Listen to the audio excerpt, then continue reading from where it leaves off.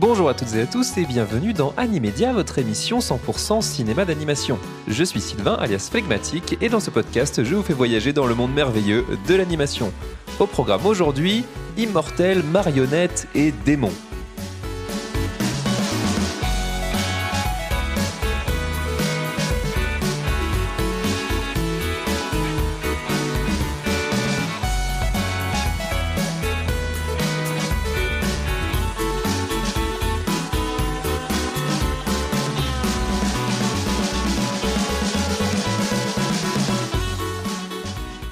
Salut la famille, Annecy jour 4 et oh là là là là, qu'est-ce qu'on a bien mangé aujourd'hui en ce jeudi 12 juin.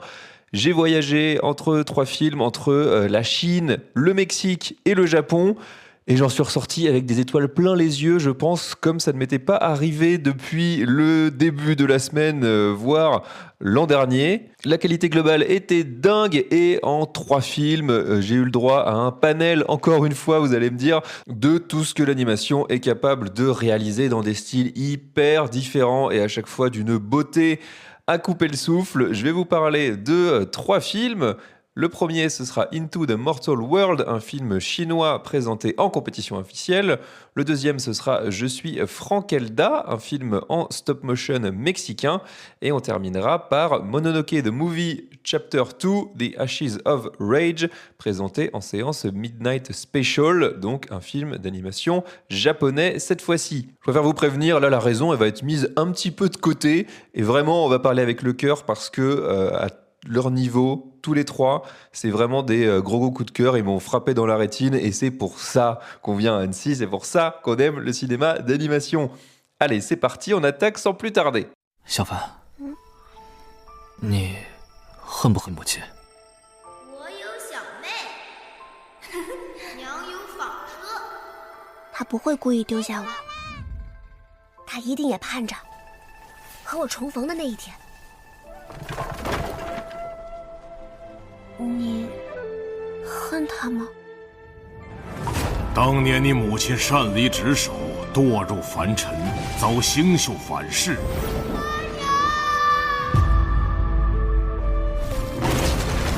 只要星宿一日不归，对母亲的指责就一日不停。牙娘就是罪人。有其母必有其子，我愿以性命相搏，寻回星宿。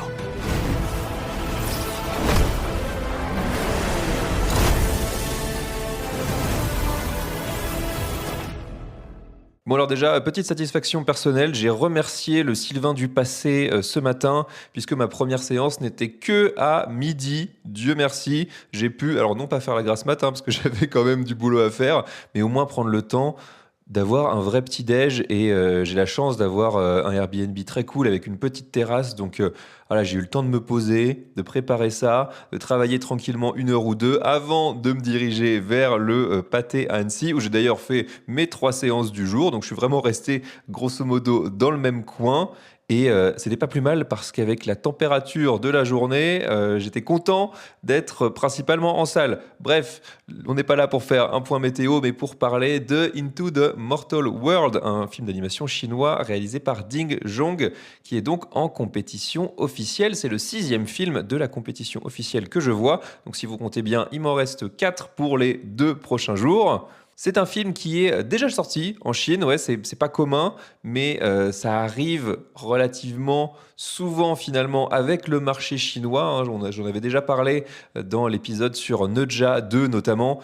C'est encore compliqué la distribution de films chinois en France, en Europe, même dans le monde d'une manière générale. Celui-ci n'a pas encore de date de sortie en France par ailleurs, mais bon, je ne sais pas si je devrais vous le dire, mais voilà, comme ça vous le savez. C'est ce qui explique le fait qu'il soit sorti depuis quasiment 1 an, qu'il est déjà disponible, oui, en entier sur Dailymotion. Voilà, ça vous fait potentiellement une raison de retourner sur Dailymotion, constater que ce site existe toujours.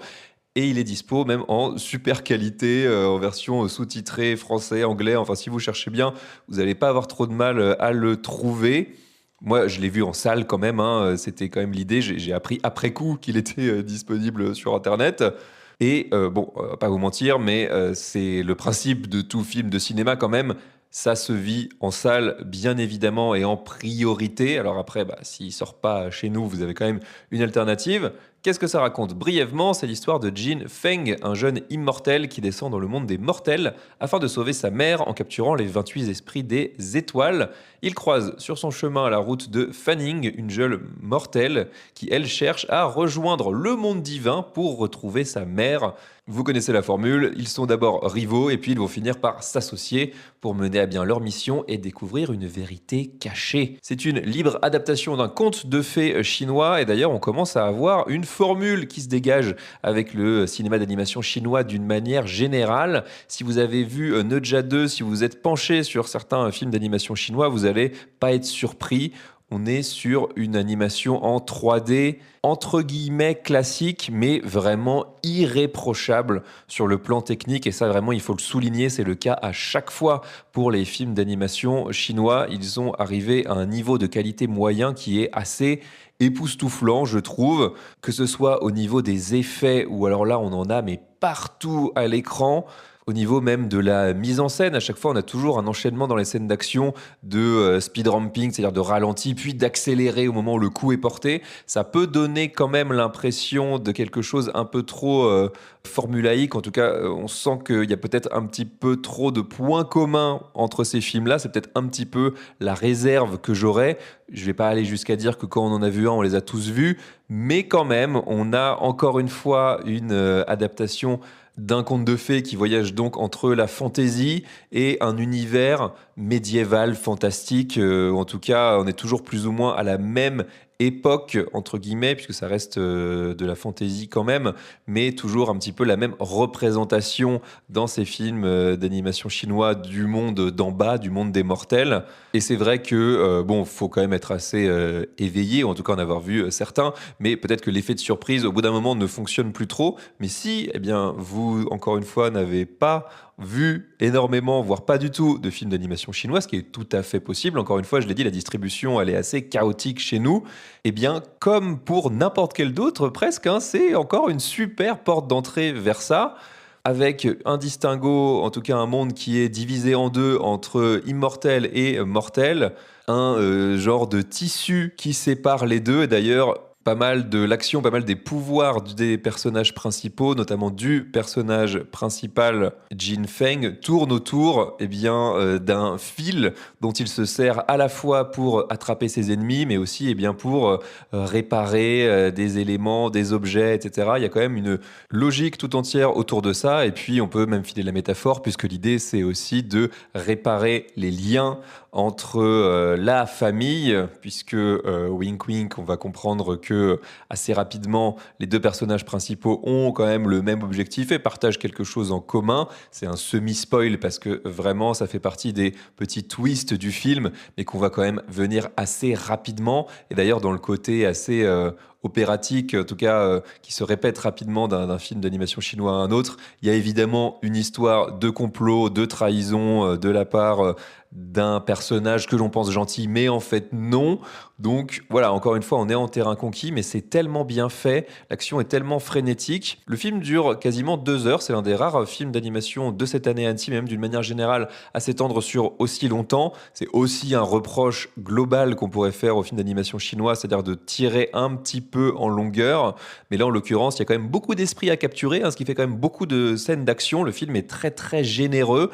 Et puis, on a une fin à chaque fois hyper épique, c'est encore le cas ici, qui s'étire en longueur avec différentes phases de combat, avec différents pouvoirs qui s'activent et on va vraiment aller jusqu'à déclencher le pouvoir suprême des personnages. Enfin vraiment, tout ce qu'on est en droit d'attendre, on l'a, encore une fois, ça fonctionne super bien.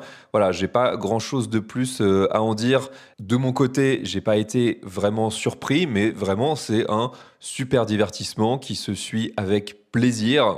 Je l'ai dit, on a quand même une qualité globale moyenne très très haute aujourd'hui sur l'animation chinoise. Encore une fois, j'espère vraiment que ça va sortir chez nous. D'autant que, comme souvent quand même avec les films d'animation chinois, il faut rester jusqu'au bout après le générique, puisque là on nous tease, ce qui était assez prévisible là encore, potentiellement une suite, et donc qui pourrait devenir une nouvelle franchise dans le cinéma d'animation chinois. affaire à suivre. En attendant celui-là, je ne sais pas si je le mets forcément dans les favoris pour un quelconque prix. Peut-être qu'il est un petit peu trop classique dans sa forme, vraiment le côté epic fantasy. Mais vraiment, ça se suit sans déplaisir aucun. C'était une très belle façon d'attaquer la journée tambour battant. Avant de vous parler du deuxième film, un petit teasing, puisque dans la foulée de ma séance de Into the Mortal World, j'ai eu la chance d'interviewer la réalisatrice de Planète, Momoko Seto. Planète qui était, pour rappel, diffusée en compétition officielle cette semaine. On a discuté une vingtaine de minutes, à la fois sur le processus de création autour du film, que ce soit la partie technique, l'écriture, la partie sonore également, la musique, et puis ses motivations pour écrire ce genre de film et se lancer dans un long métrage. Je vais vous sortir ça un petit peu après Annecy, là je suis encore dans le rush. Ça fait pas mal de contenu cette semaine, mais c'est encore une fois pour ça qu'on est là, et c'était un grand plaisir de discuter avec elle. Je la remercie bien sûr d'avoir accepté cette interview. Et puis, je vous donne rendez-vous très vite pour en apprendre plus sur ce film qui est quand même complètement unique et hyper intriguant. C'est une discussion qui m'a aussi permis de le voir sous un autre œil. C'est vrai que quand on en apprend un petit peu plus sur les coulisses de fabrication et les motivations d'un auteur, tout de suite, on a un peu tendance à réévaluer, mais ce qui est tout à fait normal, et c'est énormément de travail et énormément de création. Après, en tant que spectateur, on reçoit ça ou pas, mais c'est vraiment un plaisir de discuter avec ces créateurs-là. Et d'ailleurs, j'ai une deuxième interview qui m'attend vendredi, je vous en reparlerai à ce moment-là. Le deuxième film que j'ai vu aujourd'hui, il était présent dans la sélection Annecy Présente. Qu'est-ce que c'est en 2-3 mots Annecy Présente ? C'est une sélection de films, de longs métrages qui essayent de présenter la diversité de l'animation à travers le monde. Donc on a des films cette année qui viennent de Norvège, de Hongrie évidemment puisque c'est le pays qui est mis à l'honneur, de Finlande, de Malaisie, de Belgique, du Japon. C'était en l'occurrence Yakuemu dont je vous ai parlé lundi, d'Irlande, du Luxembourg, d'Allemagne, de Brésil. Et là en l'occurrence ça vient du Mexique. Il s'agit de Je suis Frankelda, qui se vend, et ce n'est pas complètement anodin, comme le premier film en stop motion, le premier long métrage en stop motion de l'histoire du cinéma mexicain. Alors pour la petite histoire, il s'agit d'un spin-off de la série d'anthologie Los Sustos Ocultos de Frankelda, ou Frankelda's Book of Spooks, une série qui était sortie sur HBO Max entre 2021 et 2023, mais de ce que j'ai compris, de ce que j'ai pu voir à travers mes recherches, qui n'est jamais sorti chez nous. Donc on arrive directement avec un film en stop motion qui se veut comme un spin-off et qui peut donc être vu complètement à part sans avoir vu la série, puis ça tombe bien vu qu'elle n'est pas dispo chez nous.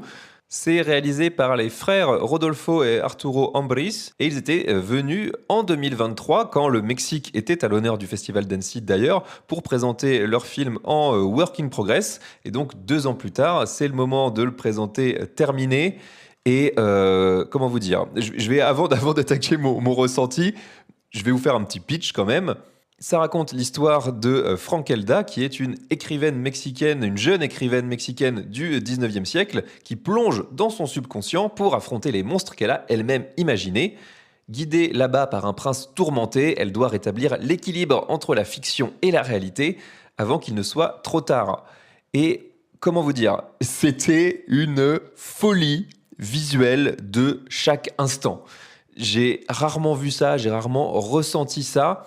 On est sur de la stop motion en marionnette, et c'est vrai que pendant tout le film, tu te poses énormément de questions de mais comment ils ont fait ça, combien de temps ça a pu leur prendre, etc. Donc la gestation, elle est très longue. Après, il y avait aussi, j'imagine, des assets qui ont été réutilisés, des marionnettes, des décors qui ont été réalisés de la mini-série, mais c'est hyper impressionnant. Et alors quand on arrive au générique de fin et qu'on voit la taille des environnements, la taille des marionnettes, des maquettes, c'est prodigieux, c'est un travail de fou furieux. C'est vrai qu'il y a un regain un petit peu de la stop motion ces dernières années dans la lignée de Ma vie de courgette, le dernier film Wallace et Gromit, même quelques productions du studio Laika aussi.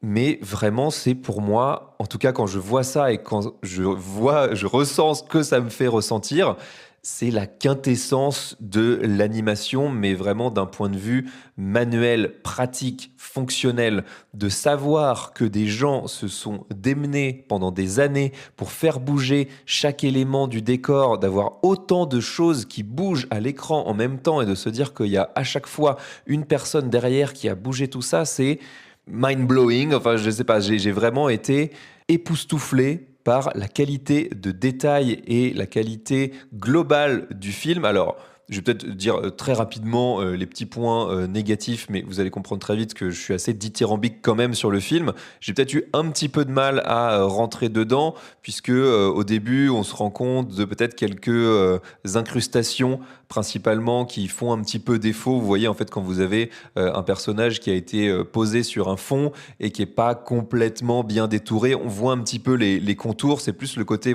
compositing, la composition des plans qui dérange plutôt que la stop motion en elle-même, et parfois, à de rares moments, les arrière-plans qui peuvent paraître un petit peu vides, mais vraiment, c'est histoire de pinailler, puisque très vite, on oublie ça et on est plongé dans cet univers qui est un univers de freaks, de monstres, par des gens qui adorent ça. Ça se voit. Alors, ils sont parrainés par Guillermo del Toro, évidemment, dans le sens où c'est aussi un réalisateur mexicain qui a fait aussi de la stop motion et qui adore les monstres d'une manière générale. Et puis, il suffit d'aller sur n'importe quelle page de réseaux sociaux où on le voit peindre et faire ses petites figurines à la main. On comprend qu'il adore ça. Donc déjà, première chose, si vous aimez le cinéma de Guillermo del Toro, mais foncez dès que ce film aura une date de sortie chez nous, puisque, spoiler, ce n'est pas encore le cas. Mais il ne faudrait pas non plus que l'ombre de Del Toro pèse trop sur le film, parce que c'est un film qui se vit et s'apprécie 100% de lui-même, par lui-même. Il y a une quantité de marionnettes, de monstres différents, certains qui ne sont là en plus que pour une scène, mais des scènes, presque des plans séquences où on se balade à l'intérieur du village, de la ville principale, où on voit comme ça des petits personnages qui bougent, qui vivent leur vie. Et rien que ça, on imagine la quantité de boulot. C'est impressionnant, vraiment. Je suis presque sans voix. J'ai vraiment les images qui m'arrivent en tête là. J'espère vraiment de tout cœur que ce film va avoir une distribution, une sortie en France. J'ai envie d'en faire le plus de pubs possible. Il suffit d'aller voir sur mon Instagram. C'est assez fou, en fait, je trouve, d'avoir pu vivre ça dans cette semaine. Le seul regret que j'aurais, c'est que ça a été présenté, en tout cas pour la séance que j'ai eue, dans une relativement petite salle du cinéma Pathé. Je ne sais pas si c'est un film qui aurait pu avoir les honneurs de la grande salle de Bonlieu, par exemple, mais je pense que ça aurait pu mériter d'être montré à une audience un petit peu plus large. Mais ce qui est sûr, c'est que parmi les gens qui étaient là, la réaction était unanime. Non seulement il y a eu des applaudissements très très longs pendant le générique, mais l'équipe du film était là également, les deux réalisateurs, la directrice de l'animation également. Ils étaient venus et ils se baladent toujours, c'est très très drôle d'ailleurs, avec les deux marionnettes des personnages principaux. Et ça a créé une queue, un attroupement dans la salle de cinéma après la séance, où tout le monde voulait aller dire son petit mot au réalisateur, prendre une photo des marionnettes, les voir de près, partager l'enthousiasme ressenti devant ce film. On a fini par nous dire de quitter la salle, et il y a un attroupement qui s'est généré vraiment à la sortie, où encore les gens voulaient rester dans ce moment, rester dans cette ambiance, dans cet univers qui est un univers gothique, où on a évidemment un hommage quelque part à Mary Shelley, qui est l'autrice de Frankenstein, qui elle aussi a eu des difficultés en tant que femme à se faire accepter dans le milieu de l'horreur, de la littérature de genre, même si on n'appelait pas ça comme ça à l'époque. Et Frankelda, c'est vraiment un hommage à tout ça. Un hommage à toutes les petites mains de l'animation qui bossent, qui mettent des années à sortir des projets. Alors, le problème, peut-être, c'est que c'est encore une fois un film qui va sans doute avoir du mal à se vendre, à être distribué, parce que On n'est pas du tout sur de l'animation pour enfants. Ça traite de sujets quand même assez graves, assez lourds. Il y a vraiment tout un sous-texte sur l'imbrication entre les cauchemars, les rêves, la réalité. Ça parle de la fiction qui s'entremêle avec notre monde à nous. Il y a énormément de thématiques autour de ça. Si je dois être complètement objectif et prendre un petit peu de recul, il y a des moments où la narration nous perd un petit peu. Il y a vraiment des moments où j'étais un petit peu perdu sur ce que les personnages étaient censés faire, quel était le plan du grand méchant, pourquoi, comment. Je trouve que c'est peut-être le plus gros problème du film, c'est sa narration, dans le sens où le film est tellement frénétique et va tellement dans tous les sens, et je pense met quand même pas mal l'accent sur ses visuels et nous en met tellement plein les yeux qu'on en oublie un petit peu les enjeux narratifs, ou peut-être que le film les pose pas forcément assez bien. Alors, ça peut être rédhibitoire pour certains, et je le comprends, d'autant que le film est quand même assez long, hein. Il fait 1h50, ce qui est encore une fois d'autant plus dingue pour un film aussi soigné, qui demande autant de méticulosité. Mais j'espère vraiment qu'un distributeur prendra le risque de proposer ça au plus grand nombre. C'est vraiment un film qui mérite d'être vu. Je le mets vraiment au niveau de ce que peut faire Laika, par exemple, ou même Hardman. Ça vaut largement. Et ça va même au-delà pour moi, par exemple, d'un Coraline, que j'avais découvert justement l'an dernier au Festival d'Annecy, quand il était ressorti, ou même d'un Wallace et Gromit, d'une Palme de la Vengeance, par exemple, qui est sorti en début d'année. C'est à ce niveau-là, pour moi, d'exécution. Alors, tout n'est pas parfait. On voit par certains moments qu'il y a un petit peu moins de budget, un petit peu moins de polish sur certains aspects, mais l'ensemble emporte tellement tout, c'est tellement généreux et dense. Parfois, on peut avoir un espèce de trop-plein. Je ne vais pas dire qu'on frôle le syndrome de Stendhal, mais on ne sait plus trop où regarder. On est vraiment ébahi par ça. Bon, bref, je pense que vous avez compris l'idée. C'est plus qu'un coup de cœur là, à ce niveau-là. J'ai vraiment été transcendé par ça. C'est pour l'instant ce que j'ai vu de mieux cette semaine.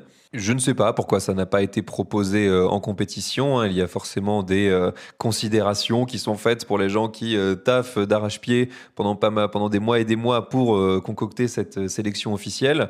Il n'a eu que 2 séances cette semaine à Annecy, j'ai dit dans des petites salles, donc ça va pour l'instant rester, je pense, comme quelque chose d'assez confidentiel, mais vraiment j'ai envie de mettre l'accent là-dessus parce que c'est un film qui le mérite, donc soyez sûr que dès que j'apprendrai qu'il a une date de sortie, une distribution en France, vous en serez les premiers informés, et vraiment retenez ce nom, je suis Franck Elda. Honnêtement, je m'engage, allez, allons-y, je pense que ça fera date dans l'histoire de la stop motion au 21e siècle. この世には切れども果てぬ思いがある。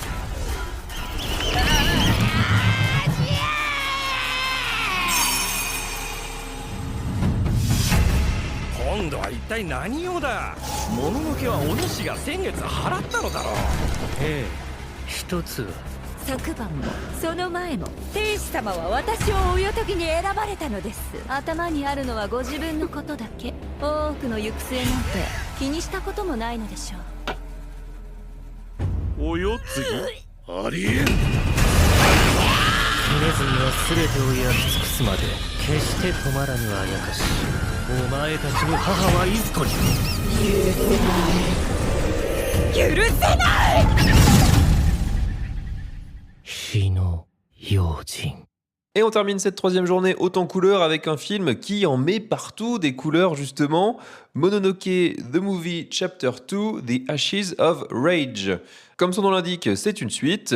La suite de Mononoke Un fantôme sous la pluie, qui était sorti en mars 2024 en salle au Japon, avant d'arriver chez nous sur Netflix le 28 novembre.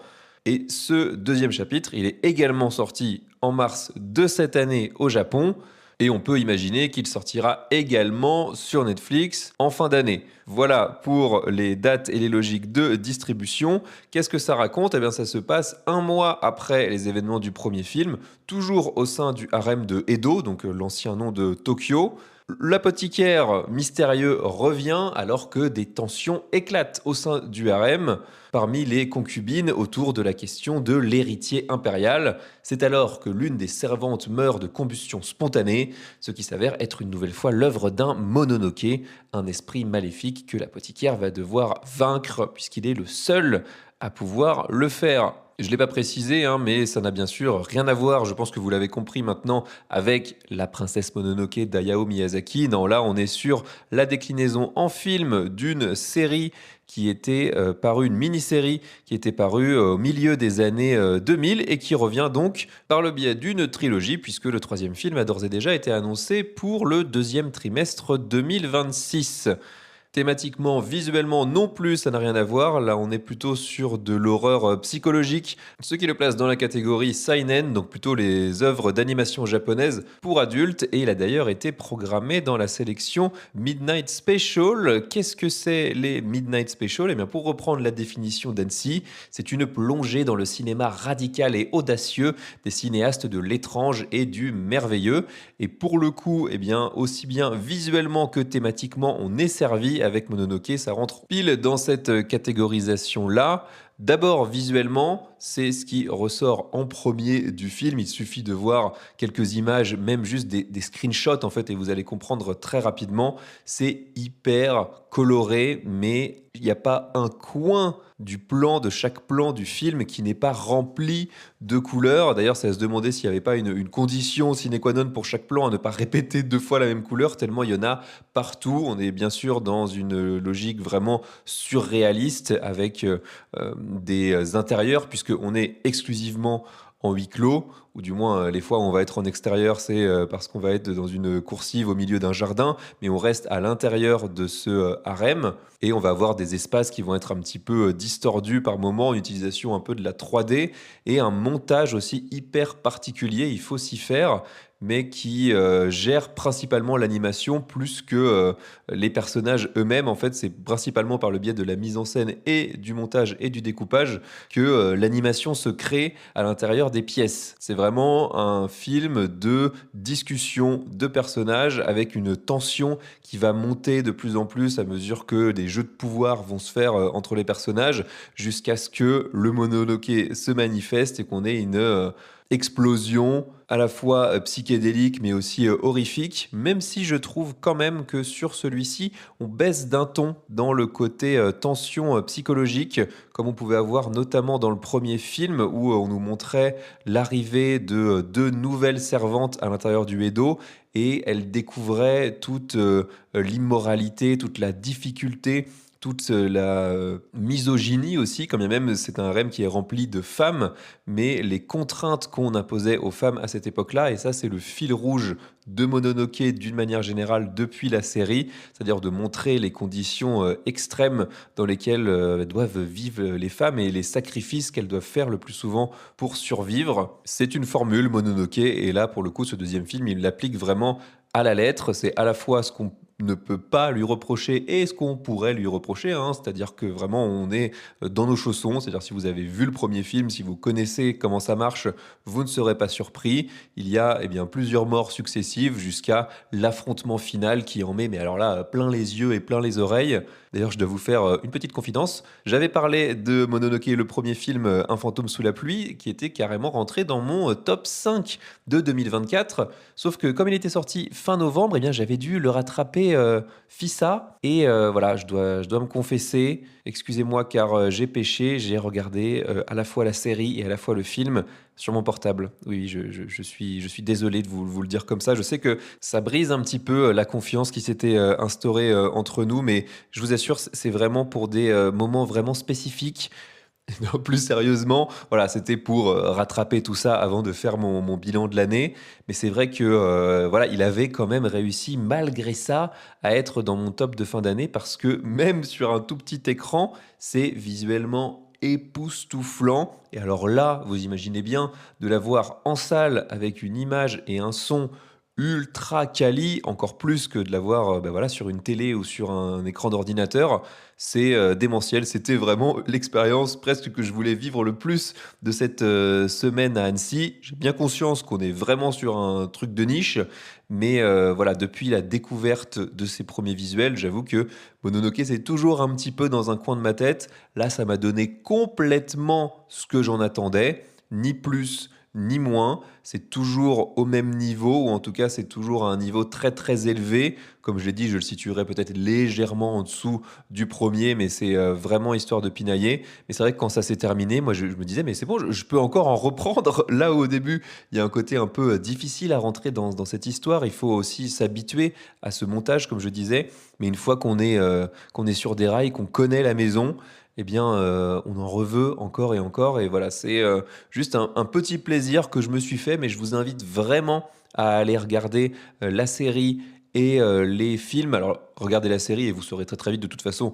si c'est pour vous, même si, encore une fois, depuis le premier film, il y a une nette surenchère de moyens et de qualité globale. C'est peut-être même plus facile de commencer par le premier film parce qu'il a quand même une esthétique beaucoup plus moderne, les couleurs sont beaucoup plus chaleureuses, même si on est dans un environnement ultra toxique, mais il y a un vrai discours féministe là-dedans, c'est pas juste quelque chose avec une belle gueule qui fait plaisir à voir, non, il y a vraiment de quoi réfléchir également, de quoi se contenter l'esprit, pas simplement la rétine. Donc voilà, pour moi, c'était quand même la parfaite conclusion à une journée sans aucune fausse note. Ma journée préférée, tout simplement, en termes de pur cinéma, de pure expérience de cinéma depuis le début de la semaine. J'attends encore quand même quelques petits bijoux, et notamment demain, et je vais vous faire un petit peu de teasing, puisque voilà, on arrive à la fin de cet épisode, mais pour vendredi, j'ai prévu d'aller voir enfin le film dont tout le monde parle depuis le début de la semaine, qui fait grand bruit, qui est favori pour récupérer le cristal, c'est Amélie et la métaphysique des tubes. Je le vois enfin demain. Il faut dire que toutes les séances en début de semaine étaient complètes, donc je me suis rabattu sur ce que j'ai pu, mais je ne pouvais pas évidemment partir d'Annecy sans l'avoir vu, et j'enchaînerai avec un autre Midnight Special que j'attends tout particulièrement. Là encore, on est dans de l'animation japonaise, ce sera All You Need Is Kill, et ça, je vous en parle bien demain, bien sûr, même endroit, même heure, sur toutes les plateformes de podcast, Deezer, Apple Podcast, Spotify, Podcast Addict, ce que vous voulez. Laissez un commentaire, partagez, mettez des likes, faites tout ce que vous pouvez pour aider à faire connaître Animedia. Parlez-en autour de vous, bien sûr. Surtout, si vous êtes au Festival d'Annecy, j'ai écouté ce super podcast, tu devrais le suivre, tu devrais l'écouter. Voilà, ça ne mange pas de pain. Et moi, ça m'est vraiment d'une grande aide. J'ai vraiment profité de cette semaine pour faire grandir la communauté Animedia et ça me fait extrêmement plaisir de discuter avec vous. Et pour ça, ça se passe sur les réseaux sociaux, sur Blue Sky, sur Instagram, sur TikTok aussi.